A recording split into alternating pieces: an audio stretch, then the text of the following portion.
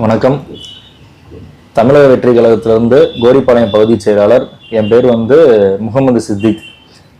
இப்போ நான் பொதுவாக எங்களுக்கு விவரம் தெரிஞ்ச வரைக்கும் கோரிப்பாளையம் பகுதியில் இது வரைக்கும் இலவச மருத்துவ முகாம் சொல்லி இது ஏடிஎம்கேயோ டிஎம்கே எந்த கட்சியும் பண்ணது கிடையாது. முதல் முறையாக நம்ம தமிழக வெற்றி கழகம் சார்பாக நம்ம தளபதியோட ஆசையோடு நம்ம மதுரை மாநகர் வடக்கு மாவட்ட கழக செயலாளர் விஜயன்பன் அவர்களின் வழிகாட்டுதலுடன் 2 கேம்ப் போட்டோம். முதல் கேம்புமே நல்ல ரெஸ்பான்ஸு. இப்போ 2வது கேம்புமே கிட்டத்தட்ட ஒரு 2-3 வாரத்துக்கு முன்னாடி பண்ணோம். அதில் ஏகப்பட்ட பொதுமக்கள் எங்களுக்கு நிறைய பயன் உள்ளதா இருக்கு. அதில் இது வரைக்கும் யாருமே இப்படி பண்ணதில்லை, நீங்கள் நல்லா பண்ணுறீங்க, தளபதி ஆட்சி தான் வரணும் அப்படின்னு சொல்லி மனசாரா வாழ்த்துறாங்க. அதில் முடியாதவங்க, ஏன்னா மார்க்கெட் ஏரியாவில் நம்ம பண்ணோம், மார்க்கெட் ஜங்ஷன் அந்த ஏரியாவில் பண்ணுறப்போ நல்ல ஒரு ரிசல்ட் கிடைச்சிச்சு. முடியாத மக்கள் நிறைய பேர் பயன்படுற வகையில இசிஜி கொண்டுமே நம்ம இலவசமா நம்ம எடுத்து கொடுத்தோம். அதை நம்ம அண்ணன் மாவட்ட செயலாளர் மூலியமா தான் அது இதாச்சு. அதனால நிறைய பயன்கள் இருக்கு. அதே மாதிரி குழந்தைகளுக்கு முட்டை ரொட்டி பால் திட்டம் நம்ம எல்லாம் பண்ணிட்டு இருக்கோம் சுத்தி. அதுக்குமே குழந்தைகள் வாங்குறதுக்கு ஆர்வமா அவங்க வீட்டு ஆளுகளே அனுப்பிச்சு விடுறாங்க.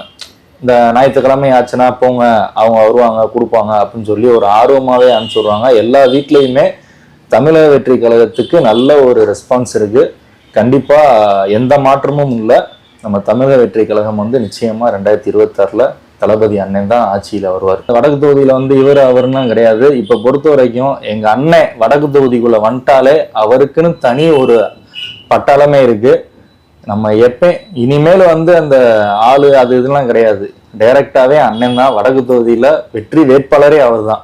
அதுல விசாரிக்கணும் இது பண்ணணுங்கிறதுல ஏன்னா அவர் செயல்பாடுகள் அவ்வளவு இருக்கு, சொல்ல முடியாத அளவுக்கு ஏகப்பட்ட செயல்பாடுகள் இருக்கு. பொதுவா படிப்பு, இப்ப என் குழந்தைக்கு ஃபீஸ் கட்டணும் அப்படின்னு கேட்டு வந்தா உடனே அது ஒரு மாசம் கிடையாது, மறுநாளே அதை செஞ்சு கொடுத்துருவாரு.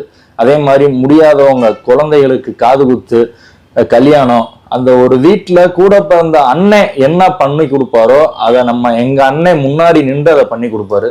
சீரா இருக்கட்டும், அவங்க கல்யாணம் நடந்து முடிச்சு போற வரைக்குமே கூட இருந்து ஒத்துழைப்பா ஒரு அண்ணன் என்ன பண்ணுவாரோ அதை பண்ணி கொடுப்பாரு.